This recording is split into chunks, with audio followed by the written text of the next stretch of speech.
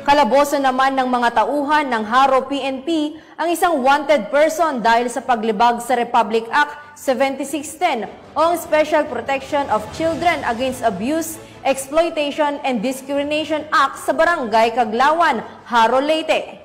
Patrolwoman Cristel Palafox sa report.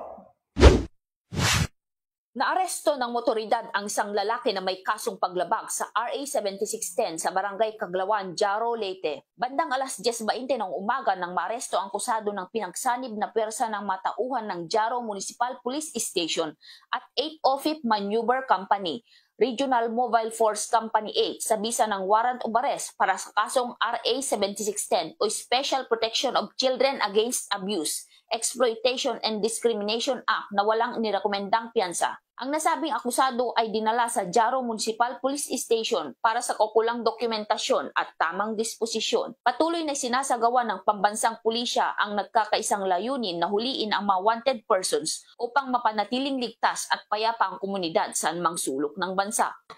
Mula dito sa Eastern Visayas, ako ang iyong PNN correspondent, Patrolwoman Palafox, alagad ng batas, tagataguyod ng Balitang Maraming salamat, Patrolwoman Palafox.